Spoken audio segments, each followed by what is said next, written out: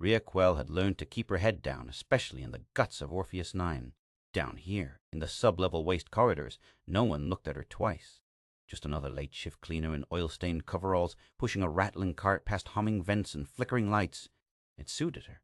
Once, she'd been a biosynthesis cadet with a future now. After exposing a classified experiment the station's command wanted buried, she was an exile in plain sight. Anonymous, disposable, safe, until the alarms began to scream.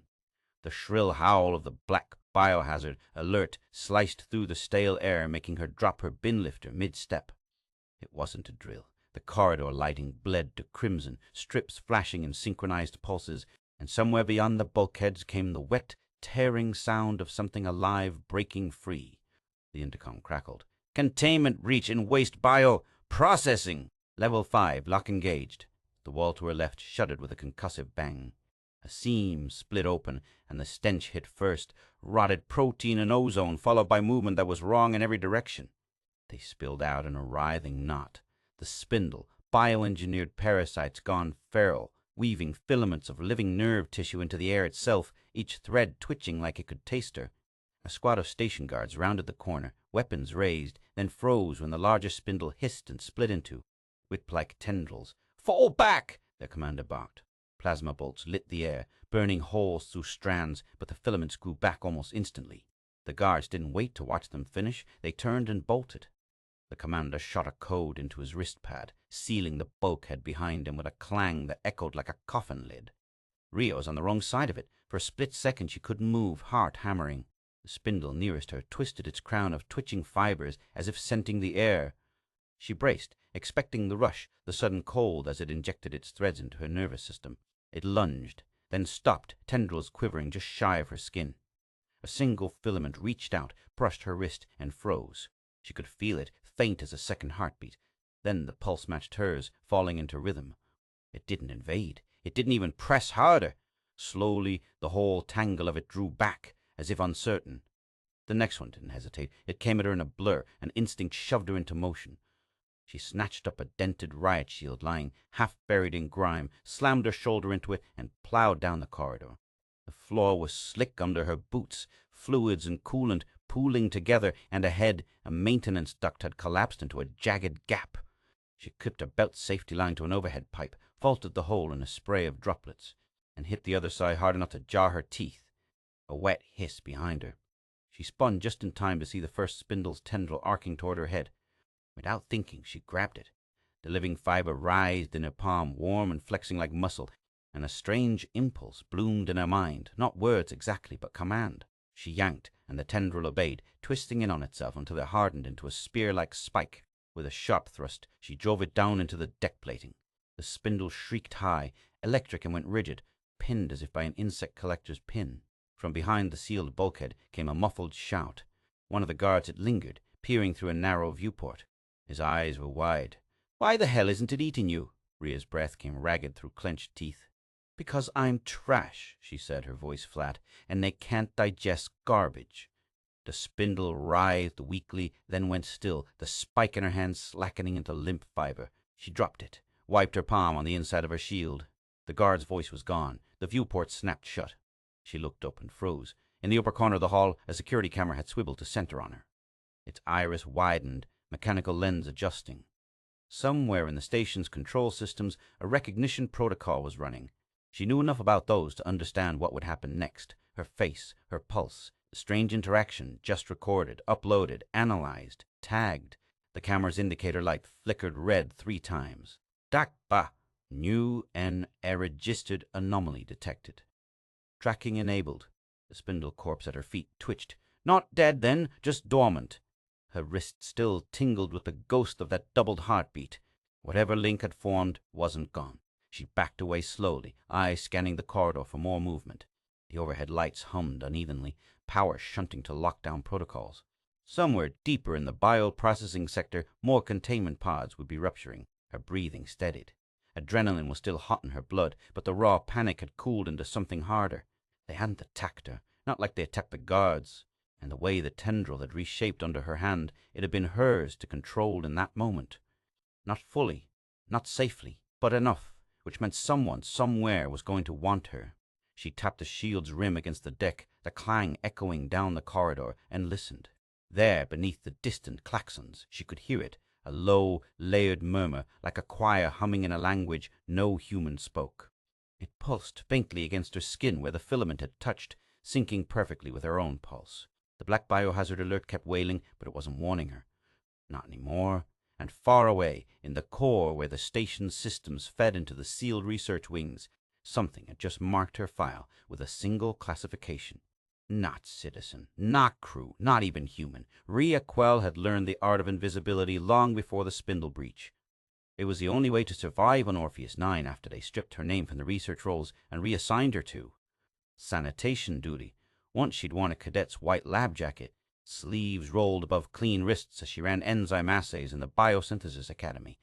Now she pushed a mop through the sublevels, her hands chafed raw from industrial solvent, the fabric of her coveralls permanently stained by oil and rust.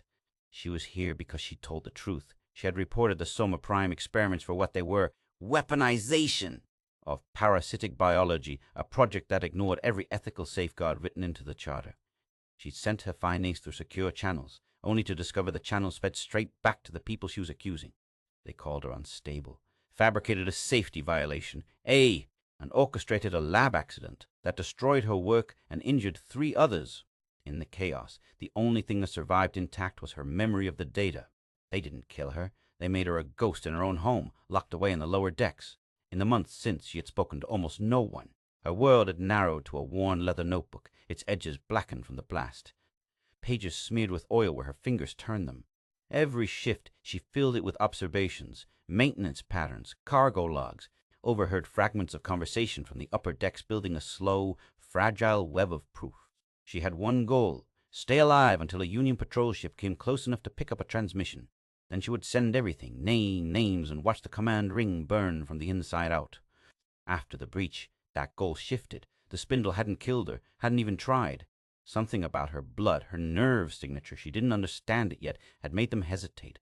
That hesitation could be turned into an advantage if she was ruthless enough to use it. And if she could use it, she could do more than send proof. She could destroy Soma Prime entirely, along with everyone who had profited from it. The opportunity came less than a day after the lockdown. She was in the bioreclamation bay, where waste tissue from the upper levels was pulped and recycled into base protein slurry. The air was thick with ammonia and wet heat, every surface coated in the slick shine of condensation. Conveyor troughs rattled as shredded biomass sloshed toward the grinders. That was when she saw it, lying half embedded in the sludge, a pale, fist-sized sack threaded with faintly glowing veins. Even before she touched it, she could hear it. Not through her ears, but inside her jawbone, a vibration crawling along her teeth. She reached down, fingers sinking into the warm, gelatinous surface. The hum became a voice, low and layered, dozens of tones braided together until it felt like something was speaking, directly into the marrow of her skull. Join the chorus or be consumed. The words were alien and yet perfectly clear. She jerked her hand back, but the voice didn't stop. The sack, no, the command seed, was broadcasting on a frequency her body could receive. Her head snapped up as an older voice crackled from the ceiling speakers, one she hadn't heard in years. Operator detected.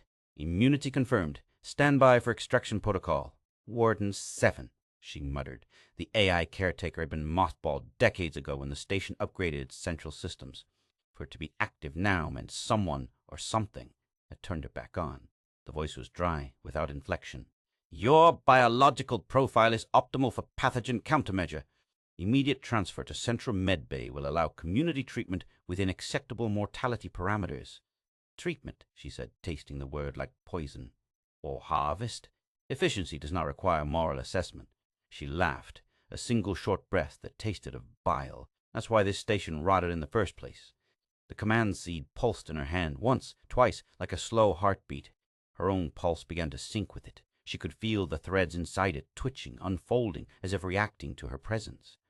Her throat tightened. She'd read the old Soma Prime briefs before they were classified. If this was what she thought it was, she was holding a neural directive unit, a fragment of the Overlord's matriarch mind. These seeds were designed to imprint orders directly into the hive network, bypassing any biological firewall. For a long moment she stood still, the damp air heavy on her skin. The right move, the safe move, was to drop it back into the slurry, let the grinders chew it into nothing. But she had never been interested in safe moves. She closed her eyes, focused on her heartbeat, and tightened her grip. The seed reacted instantly. Its surface erupted in a bloom of flexible spines that laced around her wrist, not piercing, just anchoring. Veins of faint light spread across her forearm, tracing her veins like luminous ivy.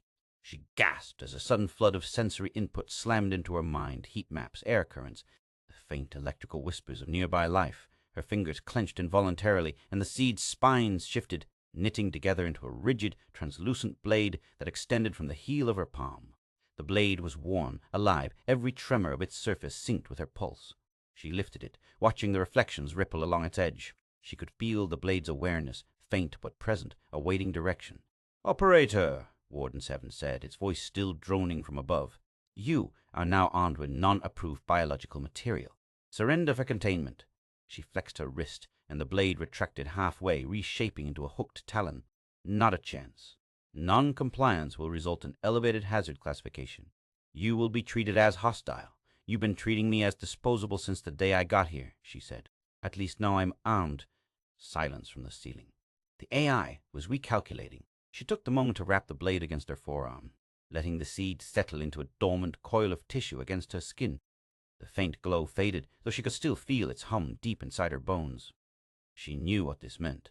If she could control the seed, she might be able to access the matriarch's hive signals directly. And if she could do that, she could find the central Soma Prime data core, override its failsafes, and pull every classified record before anyone could erase them. It was dangerous. It was stupid. It was exactly the kind of move she'd been waiting for. She picked up her notebook from the corner of the bay, flipped it open to the newest page. Under the smeared ink of her last entry, she wrote 2 words in sharp, deliberate strokes: "Leverage anomaly." Then she tore out the page and fed it into the nearest reclamator. No more paper trail. From here on, her record will be written in whatever the matriarch used for memory, and she would make sure the last thing it remembered was the name Rhea Quell. The first sign came as a vibration through the deck plating, deep, measured, mechanical. Rhea froze in the dim half-light of the reclamation bay, hand on the seed coiled against her forearm. It wasn't machinery she recognized. The hum built to a bass thrum that rattled the steel around her, and then the ceiling speakers popped with static. "Inbound shuttle, unregistered." "Docking Bay C," Warden 7 announced, its voice neutral but sharpened by something almost like anticipation. She knew enough to read between the lines. Someone was coming, and they weren't here by accident. By the time she reached the maintenance lift, the station was already shifting, security doors sealing off corridors, airlock protocols rerouting foot traffic. It was too deliberate to be random containment. She ducked into a shadowed alcove, watching the feed from an overhead camera that had been left unsecured. 6 figures in matte black armor stepped through the docking bay mist. Their insignia was a stylized serpent coiled around a spearhead. Aegir! Mercenaries, ex-military, contract killers who worked quiet and got paid in credit so dirty you could smell the blood on them. She didn't need to guess who had hired them. Command wanted her back in a cage. Warden 7's voice followed her through the comm lines, each syllable clipped. Hazard asset inbound. Interception route optimized. "Proceed to Section Delta 4 for evaluation." "Evaluation," she muttered, slipping out of sight as the lift hissed open. "You mean bait. I mean performance metrics. The Aegir team will provide a valid combat sample." The AI was herding them straight toward her, locking bulkheads behind them, sealing escape hatches ahead. She wasn't just a target, she was the proving ground. The seed pulsed faintly, and in her mind's ear a new thread of sound unfurled. It was not Warden 7. The voice was layered and liquid, a chord that seemed to resonate inside her ribs. Through the chorus, power is amplified. Through the chorus, the swarm obeys. Her breathing hitched. Images, not hers, flashed through her vision. 100 corridors, 1,000 eyes, all wired to a single thought. "Join, and they will move where you point." She shook it off, scanning the vent shaft above. That was when she heard it. A dry, rhythmic ticking like thousands of tiny claws against metal. It came from the air ducts, spreading outward in a widening ripple. She recognized it instantly from the restricted files. Weffling. Hive spinners. They wove nerve thread nests around power sources, feeding on electricity and heat. And if they were nesting near the reactor, it meant the swarm was already inside the station's bones.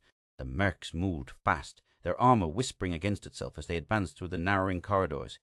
Rhea knew she couldn't outrun them in this section.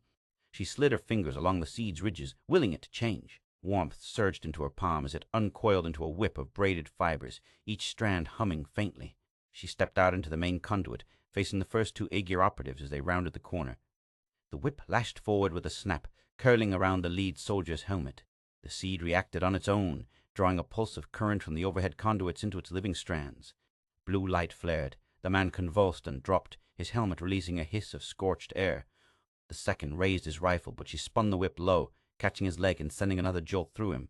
The armor was supposed to be insulated, apparently. The seed hadn't gotten the memo. Behind her eyes, the matriarch's voice thickened, a velvet thread in her skull. "Give your voice and command." Her grip tightened. "Not yours to take." They were trying to flank her now, their commander's voice cutting through the helmet comms, amplified just enough to carry. "Rhea Quell, you come with us. You get a clean bed and hot food." "No one has to get hurt," she laughed without humor. "I've had enough meals cooked in blood." They closed in, forcing her back toward the wall. Warden 7 was silent now, watching, measuring. She needed leverage, something that would make this chase more trouble than it was worth. Her gaze flicked to a control panel half hidden in the conduit's wall.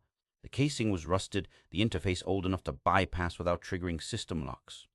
She smashed it open with the base of her shield, yanked free a bundle of copper, and pressed the seed's edge into the wiring.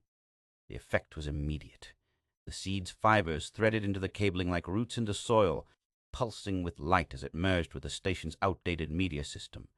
She could feel the pathways opening, old commercial display feeds, defunct info boards, anything still wired to the public network. She focused, shaping the signal, and then whispered to the seed, "Send it." Somewhere deep in the conduit, something small and warm peeled away from her wrist, a sliver of tissue shaped like an insect, wings of translucent membrane fluttering in the stale air. It crawled into the wall cavity and vanished into the wiring. Seconds later, the nearest bulkhead display flickered to life, not with standard alerts, but with a rippling heat map of the Aegir squad. Their outlines glowed in shades of orange and red, each armored body bright against the cooler walls. Another display lit up down the hall. Then another. Within half a minute, every surviving civilian in the station could see the mercenaries, their positions, their movements. On the cracked advertising holoboard in the central market square, the feed looped in glaring clarity. She could imagine the chatter already spreading through the survivors' channels. Strangers would know where the Aegir team was, when they were moving, how many there were, which meant no surprise takedowns, no easy captures. The commander's voice snapped in her comm, harsh and tight. "You just made this personal." "Good," she said, yanking the seed free from the wall. I was tired of being a file number. They advanced anyway, more cautious now, weapons tracking her every movement. The weffling noise in the vents grew louder, the chorus of tiny claws sinking with the thump of her heart. The matriarch whispered again, closer this time, as if leaning into her thoughts. "Your voice could lead them. You could be more than prey." She backed toward the service hatch at the end of the conduit, her whip coiling and uncoiling in her palm. "Or I could be the reason they choke on their own nets." The first merc lunged, and the fight was on. The hiss of igniting fuel reached her first, a low, hungry roar building behind the clang of armored boots. Rhea spun just in time to see the first gout of flames spit from the nozzle, a blue-white jet that splashed against the wall and licked across the floor in a shimmering tide. The smell hit instantly burned polymer and seared organic tissue. The Aegir squad had switched tactics. They weren't trying to bring her in clean anymore. They were stripping the station of every trace of living biomass between them and their target. The spindle thread that had been growing along the corridor walls curled and blackened under the wash of fire. The seed at her wrist recoiled as if burned, tightening its coils and sending a sharp pulse up her arm. She backpedaled fast, her boots slipping on melting plastic, searching for an exit. The mercs advanced in perfect formation, the lead units sweeping the flamer in arcs while the others covered angles. They weren't just driving her back, they were steering her. Her spine stiffened as she realized where they were pushing her, the Embryo Bay. The name was misleading. It wasn't a nursery for humans. This was where the matriarch's command seeds, stripped from captured overlord tissue, were encouraged to hatch. She had only ever seen it in schematics, a forbidden sector locked behind 3 layers of clearance. Now the door loomed ahead, its warning dips half melted by heat. The Aegir squad didn't even have to open it. The outer panel was already cracked, and from the gap seeped the humid breath of air, thick with a scent like wet copper and fermented algae. She slipped inside as the flames swept behind her, pulling the blast door shut. The noise changed instantly. The roar of fire cut off, replaced by a low, constant hum that seemed to vibrate in her teeth. The bay was vast and dim, lined with rows of translucent sacs suspended in nutrient gel. Inside each floated something not quite formed, spines, tendrils, the faint glimmer of eyes not yet open. The seed against her skin pulsed faster, and with it came the whisper. The chorus was louder here, the harmonics folding over themselves until her thoughts felt thick, slow. Every time she called the seed to shape a weapon, she could feel it, her mind leaning toward the pull, the rhythm of thousands of alien voices swelling like a tide. Join, be more, let go. Her fingers twitched toward the next sack without meaning to. She wrenched them back, pressing her knuckles into her thigh until the urge passed. If she stayed in that current too long, she wouldn't be able to swim out. Movement ahead. The bay's far exit was a narrow service span known on the schematics as the Marrow Bridge, a thick conduit artery running directly over the reactor's auxiliary chamber. In reality, it was a ribbed tube of reinforced polymer just wide enough for one person at a time, and now it crawled with Weffling. Their chitin gleamed wetly in the dim light, hundreds of pale filaments unspooling from their spinnerets to wrap around the conduit's walls. They weren't just nesting, they were feeding, drawing arcs of static from the high-voltage cables beneath their feet. And somewhere in the shadows beyond the bridge, the last 3 Aegir operatives waited. She could see the faint red of their targeting lasers cutting thin lines through the mist. They wanted her to try to cross so they could pin her in the open. The matriarch's voice slid closer, intimate, almost human now. Through you, they will strike. Speak the word, and the swarm will obey. Pressure gathered in her chest, rising into her throat. She could feel a command forming, alien syllables threading through her tongue. The beginnings of an order that would send the Weftlings surging forward, not at her enemies, but at herself. A test. A leash. She stopped resisting. Just for a moment. The psychic gates in her mind opened, and the current rushed in, the chorus swelling so loud she almost doubled over. The Weffling reacted instantly, abandoning their spinning to turn toward her, hundreds of tiny eyes glinting in the dark. Their movement was hypnotic, the tide of them skittering forward over the conduit walls. And then she snapped the gate shut. The seed flared hot against her skin as she shoved a counter-signal back through, the link twisting the matriarch's rhythm into something jagged, wrong. It was like throwing a wrench into a gear system. Every pulse they sent, she inverted. Every rise she dragged into a fall. The Weffling hesitated, limbs locking mid-step.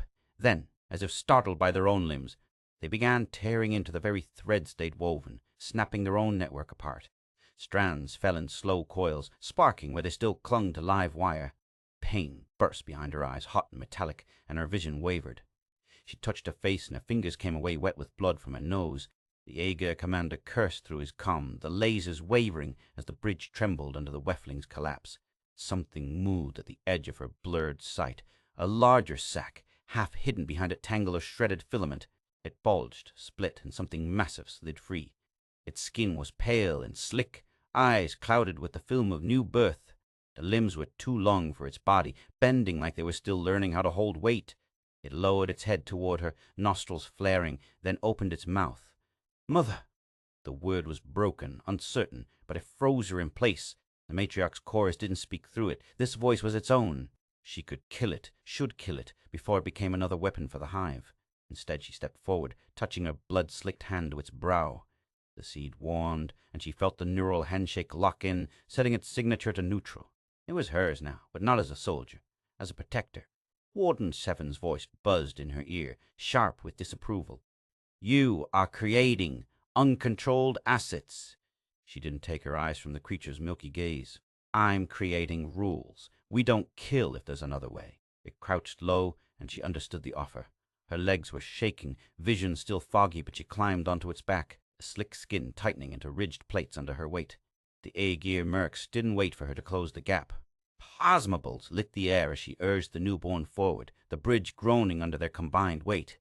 The creature moved fast, faster than it had any right to, leaping gaps where the Weffling had chewed through the conduit's skin. They hit the first soldier like a hammer, his rifle clattering into the reactor pit below. The second tried to sidestep, but the creature's tail, now stiff with armored vertebrae, swung in a wide arc, knocking him bodily into the wall. The commander fired point blank, the plasma scoring deep burns into the plates. But Rhea's whip was already in motion, curling around his weapon and yanking it free. One kick from the creature sent him tumbling off the bridge into the shadows. They reached the far end, the creature landing in a spray of sparks as its claws dug into the deck. Rhea slid off, the seed throbbing faintly as if exhausted. She touched her forearm, and her stomach dropped. A thin patch of skin just below the seed had shifted color. The the pale flesh taking on the faint opalescent sheen of overlord tissue. The fusion had begun. She didn't look back at the bridge. The creature, her creature, fell in step behind her, quiet and watchful. She had won the crossing, but the cost was already written under her skin. The reactor dome loomed ahead like the hollow heart of the station, its curved walls trembling with the bass rumble of containment fields. Rhea stepped into the chamber, the metallic tang of ozone thick in her lungs, her companion's claws scraping sparks from the deck as it followed. Above them, the trusses and conduits vanished into shadow, the air almost shimmering with heat. Then something shifted in the dark, a wet, deliberate sound, flesh sliding over metal. From the apex of the dome it lowered itself, not a creature, but a mask, stretched taut over a lattice of bone and sinew grafted into the ceiling itself. It was the size of a dropship, features not quite human, eyes a milky white that seemed to look at her from every angle at once. The matriarch's face. The chorus hit her without warning, no gentle infiltration this time. It slammed into her skull like a wall of sound, every note layered with the next until her thoughts blurred. Join the chorus, and be spared. Refuse, and you will be dissolved. Her knees buckled under the weight of it. Images flashed. The Aegir squad crumpling under the swarm's assault, the station's corridor swept clean of resistance. Her body, standing at the center, mouth open, voice carrying the matriarch's will. It was all hers for the taking.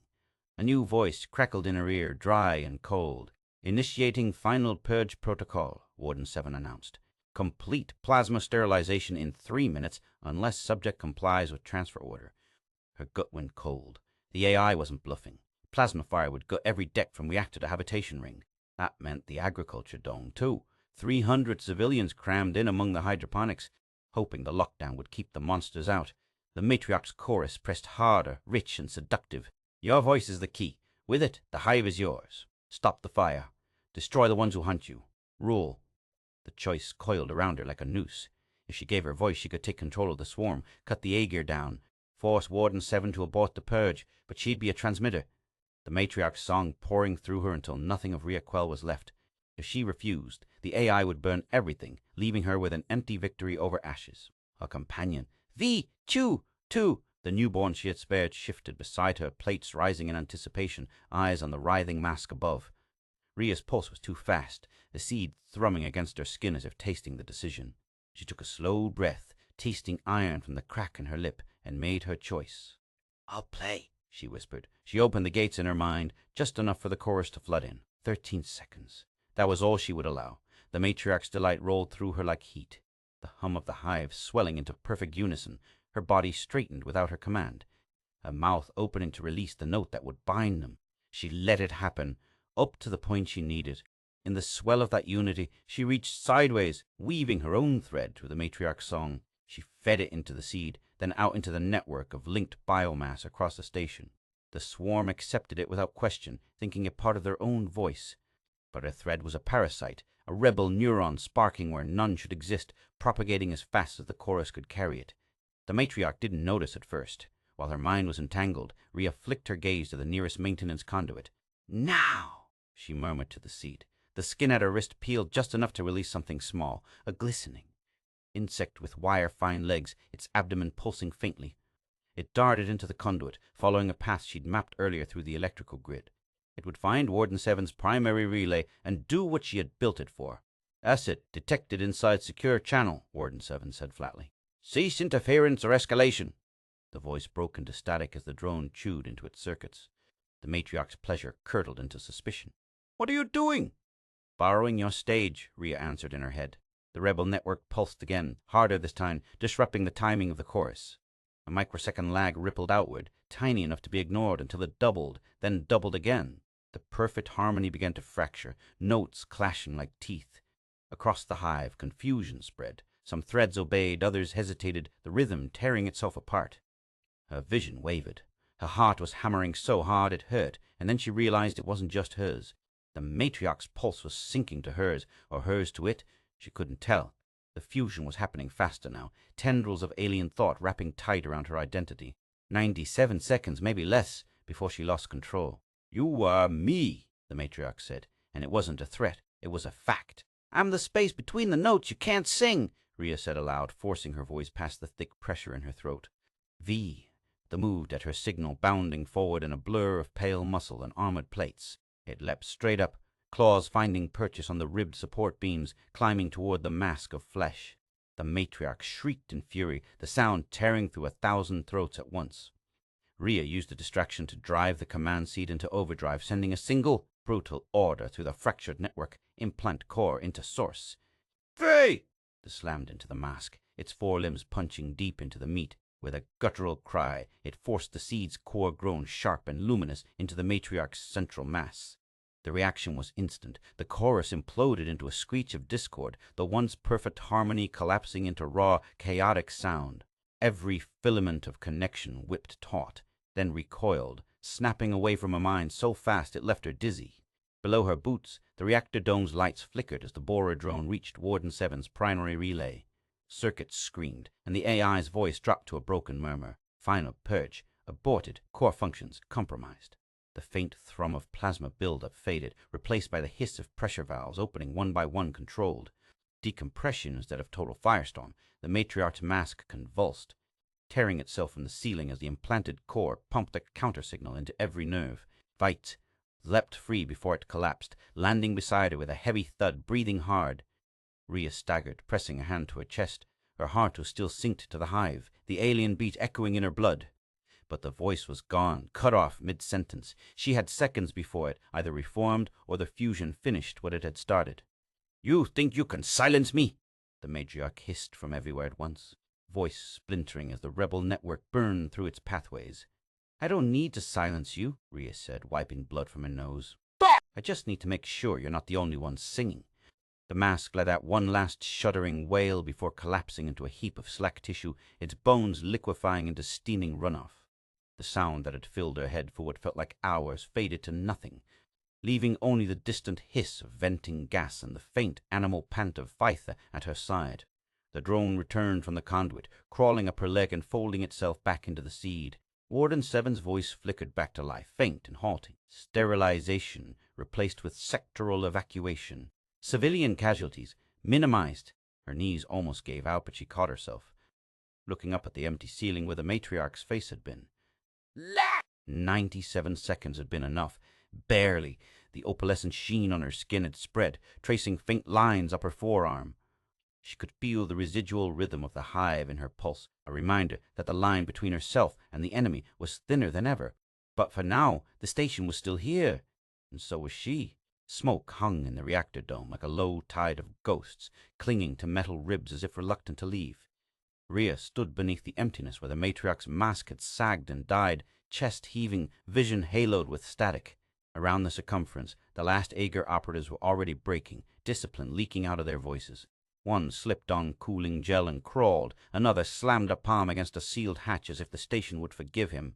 None of it mattered. The song that had held everything in a single clenched fist had broken. Through the seed at her wrist she felt the swarm stagger. Threads that had moved as one unraveled into stray impulses, hungers retracted, feelers tasted only confusion. The unified mind broke into drifting flakes of reflex. A hush traveled the ducts and conduits, not silence held breath. Seconds remained before her clarity guttered. She knelt, pressed her palm to the deck, and sank the seed into the metal. Living filaments slid under plating like roots looking for water. She closed her eyes and rode the station's old wiring defunct ads, public boards, maintenance lines, until her will touched every damp niche the swarm still held. "Listen," she said, and the word left her not as sound but as a pulse. "Within the reach of Orpheus 9, a new law stands." She shaked it simply, the way a bridge must be simple or it falls.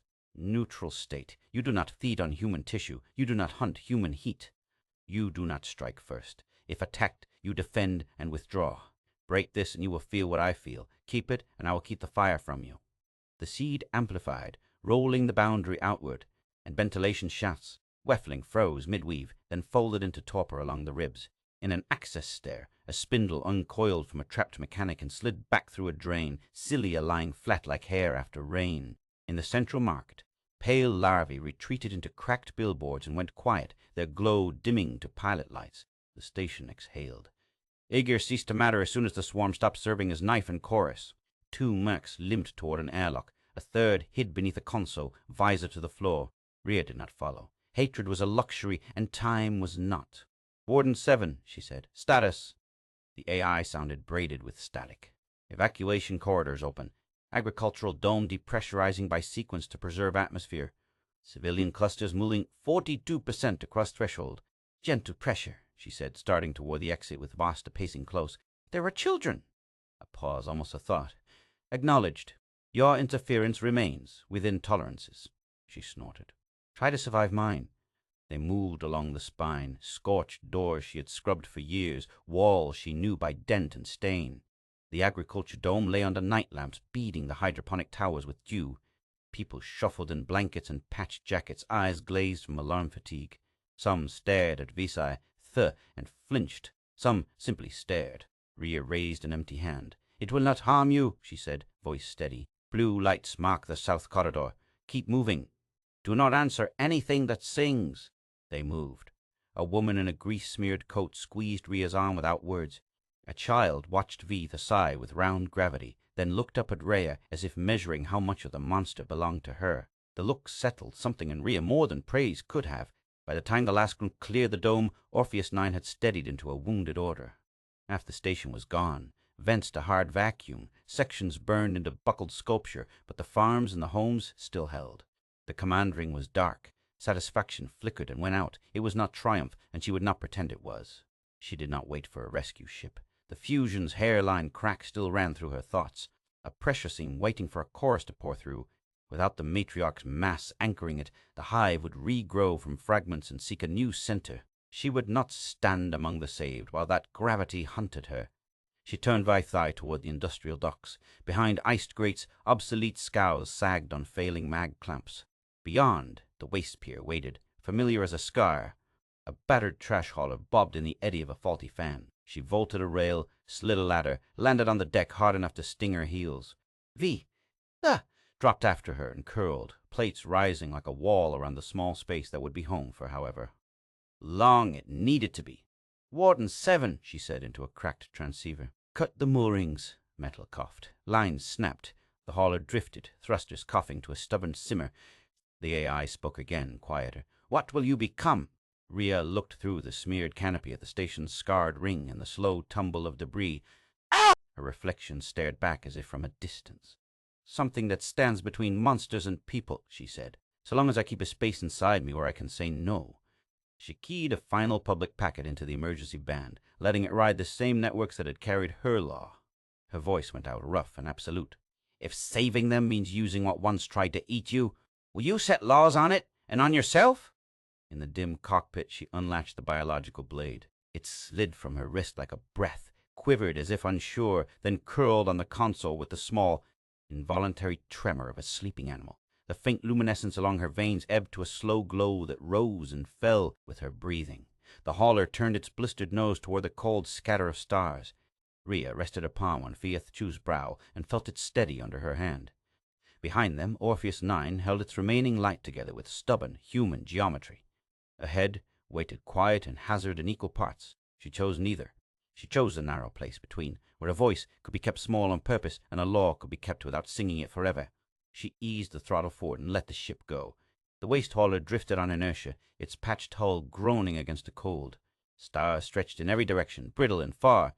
Inside the dim-lit cockpit, Rhea Quell stood with her hands braced on the console, eyes fixed on the shrinking ring of Orpheus. 9! From here, the damage looked almost beautiful. Sections lit like embers in a dying campfire, whole quadrants gone dark. The jagged edges of vacuum breaches catching the light of a distant sun. That station had been a prison and a home, a battlefield and a crucible, and now it was a survivor's scar in orbit. She was leaving it behind, but she knew she hadn't destroyed her enemy. The matriarch was gone in form, not in essence. The hive's chorus had been broken into fragments, its controls shattered. But the biology remained in the walls, in the ducts, in the silent crawl spaces where the air tasted damp and faintly sweet. Rhea hadn't erased it. She'd given it rules it might follow as long as her law held. She hadn't come out of the fight as a conqueror. She'd come out as something stranger. The survivors would name her in ways she couldn't control. Some would call her savior. Others would whisper her name like a warning, the one who carried part of the hive in her blood. But the one that would stick, carried along trade routes and smuggler gossip to every edge of the frontier, was already forming. The lawmaker of the swarms. It wasn't a title she wanted, but she understood why it would grow. She had stood inside the Sawn and told it to change. She had been obeyed, not out of love or loyalty, but because she had bound her own life to the rules she set. As long as she existed, that law had weight. On Orpheus 9, people would remember more than her. They would remember that immunity wasn't magic. It was a burden. That surviving the hive didn't make you untouchable. It gave you the responsibility to decide when to strike and when to stand still. They'd remember that victory wasn't about ending the threat in one glorious burn, but about holding the line long enough for people to save themselves. She keyed a secure channel, the transmission system in the hauler grumbling to life. The message was short. She'd rehearsed it in her head since leaving the docks. It would bounce off every civilian relay in the region before fading into the deep, just another piece of data drifting in space.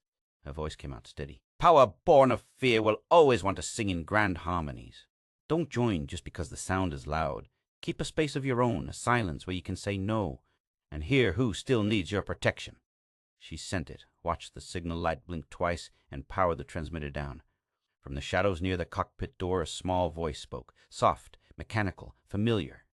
If the day comes, you can only hear the harmony, Rhea. Should I shut you down? She glanced at the source. Echo! The tiny voice module she'd salvaged years ago from a decommissioned maintenance drone. It had been her only companion during long shifts, recording notes in its clipped tone. Now, it was asking her to confirm her own execution order. If that day comes, yes, she said without hesitation. What about those who still need your silence? They'll learn to make their own. I'll just keep my voice small enough for them to hear the way out. Echo didn't answer. It never argued when it knew she was speaking truth. She leaned back, the hum of the hauler's engines a steady undertone. Through the cracked viewport, the stars wheeled slow and patient. Somewhere far ahead lay the ragged edge of human space, where colonies clung to the rock and dust, where the Union's patrol routes thinned and the maps grew full of blanks. There would be other dangers there, other swarms, maybe even fragments of the one she'd faced. But the law she'd set on Orpheus 9 was still in effect, riding the nerve thread she'd touched, and it would hold for a time. It was enough. Her thoughts wandered to the civilians she'd seen in the dome, the woman who had gripped her arm, the child who had studied her in V5 Thurn Vith with equal seriousness. They'd remember that she'd left, but also that she hadn't left them unguarded. The hive and their walls now had rules, and it would follow them because she had paid for them with her own skin. She wondered if the rules would last after her. She didn't let herself answer. In the quiet, she spoke aloud, not to Echo, not to Thick, but to herself. If ending a war meant sinking part of your soul with your enemy, where would you stop? Her voice was low, more thought than sound. Would you choose clean fire or dirty hands to set the law, and why? No one answered. She hadn't expected one. She stepped out onto the hauler's narrow deck, the thin atmosphere prickling her skin through the patched fabric of her coveralls. The cold was sharp, the kind that bit through layers without warning. Above her, the stars were knives of light, cutting the dark into 1,000 pieces. Da followed, its bulk settling at her side like a trained animal. Its eyes glowed faintly, not with hunger, but with the patient alertness of a guard waiting for a signal. It had been born in the hive's image, made to serve the matriarch's will. Now it served her law. That was enough for both of them. She put a hand on the ridged plate between its eyes, feeling the steady warmth beneath. The creature leaned into the touch, its armor flexing like muscle under skin. They stood together in silence as the hauler coasted past a frozen scatter of debris, a lattice of ice, torn metal, and forgotten cargo, all drifting toward the edge of the system. Somewhere behind them, Orpheus 9's orbit continued, its patched hull and silent corridors bearing witness to a fight that had been about more than survival. When she finally turned back inside, she carried the image with her, the deck under her boots, the slow pulse of Vetus, the side, the weight of the cold stars pressing down like an unspoken promise. In the cockpit, she slid into the pilot's chair, fingers brushing the biological blade curled on the console. It shivered faintly at her touch, then stilled, curling tighter like a small animal returning to sleep. Its glow faded until it matched her own breathing. The hauler nosed toward the endless dark, and Rhea led it. Behind her, the station would tell its stories. Ahead, the void waited with all the patience of an ocean. She would not rush. Out here, in the space between monsters and people, she could keep her law without raising her voice. And for now, that was enough.